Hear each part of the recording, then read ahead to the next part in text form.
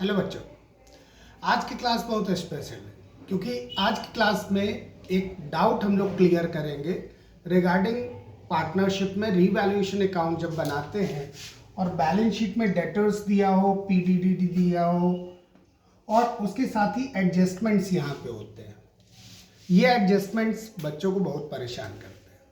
पिछले काफ़ी टाइम से मेरे पास में बहुत सारे मैसेजेस आ रहे थे, कमेंट्स आ रहे थे कि सर इस पे एक वीडियो बनाइए। आज टाइम निकाल के आप सबके लिए ये वीडियो बनाने जा रहे हैं। देखिएगा इसको शुरू से लेके एंड तक, और इसके बाद इस टॉपिक से रिलेटेड कोई भी डाउट आपके दिमाग में रह नहीं जाएगा। So let's get started. शुरू करते हैं। बैलेंस शीट में डेटर्स हम लोग को दिया हुआ है 50,000, प्रोविजन फॉर डाउटफुल डेट दिया है 2,000 लेस। अब यहाँ पे एडजस्टमेंट में हमसे कहा गया कि ऑल डेटर्स आर गुड।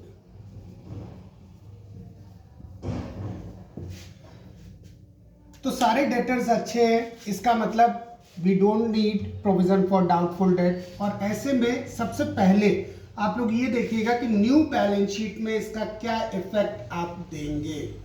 तो न्यू बैलेंस शीट में अगर हम इसका इफेक्ट देखें तो न्यू बैलेंस शीट में क्योंकि डेटर्स सारे ही अच्छे हैं तो असेट साइड पे हम लोग यहाँ पे क्या करेंगे, डेटर्स फुल वैल्यू से लिखेंगे 50,000।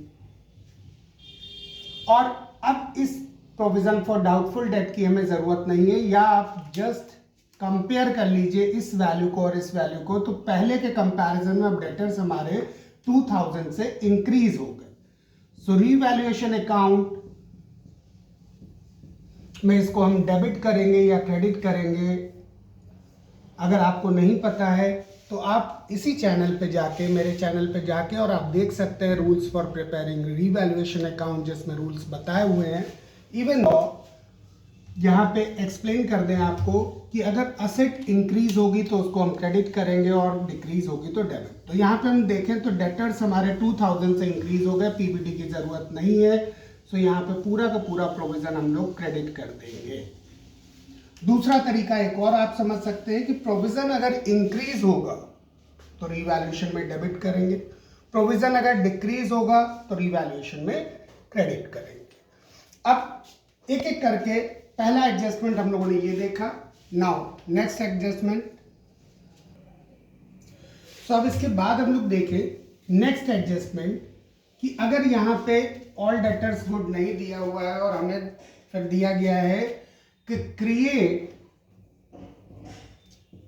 Provision for doubtful date at a rate 5% on debtors. अब ऐसे में क्या होगा, तो सबसे पहले आप हमेशा न्यू बैलेंस शीट में इसका इफेक्ट देख लीजिएगा तो कोई भी कंफ्यूजन आपको नहीं रहेगा कि अमाउंट हम डेबिट करेंगे या क्रेडिट करेंगे। सो असेट साइड पे हम लोग देखें तो यहां पे हम लोग अब डेटर्स लिखेंगे, डेटर्स हम लोग लिखेंगे यहाँ पे 50,000 और इसमें से लेस करेंगे PDD provision for doubtful date 5%. So 5% of 25,000 it will be 2,500. So net figure we will write down as 47,500. अब यहाँ पे अगर आप कंपेयर करें, पहले यहाँ 48,000 था, अब यहाँ 47,500 हो रहा है। पहले के कंपैरिजन में डेटर हमारा डिक्रीज हो गया 500 से। सो डेटर डिक्रीज हो रहा है, रीवैल्यूएशन अकाउंट में हम लोग इसे डेबिट करेंगे। असेट अगर इंक्रीज होगा तो रीवैल्यूएशन अकाउंट में क्रेडिट करेंगे, डिक्रीज होगा तो डेबिट करेंगे। सो यहाँ पे प्रोविजन फॉर डाउटफुल डेट्स ये हम लोग 500 ये डेबिट करेंगे। आप ऐसे भी देख सकते हैं कि पहले ओल्ड प्रोविजन हमारा है 2000, अब न्यू प्रोविजन है 2500। प्रोविजन पहले के कंपैरिजन में 500 इंक्रीज कर गया। So we will debit 500 to revaluation account.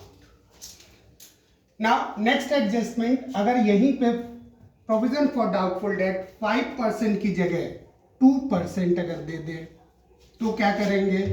अब यहाँ पे 5,000 का 2% हम निकालें, इट विल बी 1,000, माइनस करेंगे ये हो जाएगा 49,000। अब आप कंपेयर करेंगे डेटर को, पहले है 48,000, अब डेटर है 49,000। डेटर पहले के कंपैरिजन में 1,000 इंक्रीज हो गया, so by provision for doubtful debts 1,000, क्योंकि डेटर इंक्रीज हो गई। अब प्रोविजन फॉर डाउटफुल डेट से देखें तो ओल्ड प्रोविजन 2,000 है, न्यू प्रोविजन 1,000 है। प्रोविजन पहले के कंपैरिजन में कम हो गया, हमने क्रेडिट कर दिया, क्योंकि हमने आपको पहले भी बताया कि प्रोविजन अगर इंक्रीज होगा तो क्रेडिट करेंगे, डिक्रीज होगा तो क्रेडिट करेंगे, इंक्रीज होगा तो डेबिट करेंगे। सो इन दिस वे हम लोग इसको करेंगे। यहां तक तो ठीक था कि ऑल डेटर्स गुड दिए थे, प्रोविजन हमें चेंज करके दिया, पहले के कंपैरिजन में प्रोविजन बढ़ गया या कम हो गया। अब असली दिक्कत यहां से शुरू होगी जब बैड डेट और प्रोविजन दोनों दे देते हैं, और वहां से बच्चों का कंफ्यूजन स्टार्ट होता है। अब देखते हैं उस डाउट को जो आप सबने कमेंट करके हमसे पूछा था कि किस तरह से उसको ट्रीट करेंगे जब एडजस्टमेंट में बैड डेट और प्रोविजन दोनों दिए हों।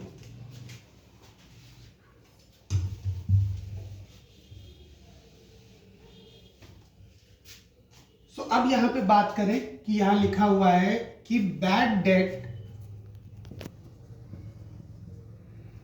was rupees 1,000 and create new provision for doubtful debt at a rate 5% on debtors। अब इसको देखते हैं। तो हमने पहले भी कहा कि सबसे पहले आप क्या करेंगे, न्यू बैलेंस शीट में इसका क्या इफेक्ट होगा उसको हम देखेंगे कि न्यू बैलेंस शीट में इसका क्या इफेक्ट आएगा असेट साइड पे। सो सबसे पहले हम लोग क्या करेंगे, यहाँ पे डेटर्स लिखेंगे। डेटर्स हमारे दिए हुए हैं यहाँ 50,000। इसमें से सबसे पहले बैड डेट को माइनस कर दीजिए, क्योंकि वो उतना पैसा हमारा डूब गया। 1,000 माइनस किया, 49,000 बचा। अब प्रोविजन भी बनाना है डाउटफुल डेट्स के लिए 5%, इसका 5% निकालेंगे, so it will be 2,450 minus कर दिया, सो इट विल बी 46,550। अब यहाँ पे आप डायरेक्टली इसको कंपेयर करके भी लिख सकते हैं। आप देखिए पहले के कंपैरिजन में डेटर्स डिक्रीज हो रहा है, so we will debit it to revaluation account. दूसरे तरीके से इसको देखते हैं कि किस तरह से इस अमाउंट को हम लोग रीवैल्यूएशन अकाउंट में लिखेंगे। तो जितना भी बैड डेट हुआ हमारा 2,000 का, ये सबसे पहले ओल्ड प्रोविजन से कवर अप हो जाएगा। अब आप यहां देखिए ओल्ड प्रोविजन है 2,000, बैड डेट 1,000 हुआ, इससे कवर अप हो गया। हमारा ओल्ड प्रोविजन 1,000 यहाँ पे बचा है। न्यू प्रोविजन हमारा कितना आ रहा है 2,450, यानी हमें और प्रोविजन कितना क्रिएट करना है, बस उतना यहाँ पे हम डेबिट करेंगे to provision for doubtful debt. New provision है 2,450, इसमें से माइनस कर दे ओल्ड प्रोविजन हमारा जितना भी बचा हुआ है। अभी बताया आपको कि ये बैड डेट यहाँ से कवर हो गया ओल्ड प्रोविजन से, 1,000 ओल्ड प्रोविजन बचा था वो यहाँ माइनस कर दिया, so we will debit 1,450 to revaluation account. दूसरे तरीके से भी आप देख सकते हैं, इसको अगर आप कंपेयर करें 48,000 पहले था और यहाँ पे 46, सो 48,000 में अगर आप 46,550 माइनस करेंगे तो भी आपका उतना ही आएगा 1,450। डेटर डिक्रीज हो रहा है, so we will debit it to revaluation account. Now अब इसी को दूसरे एडजस्टमेंट से देखें, कब, जब बैड डेट हमारा ज्यादा होगा।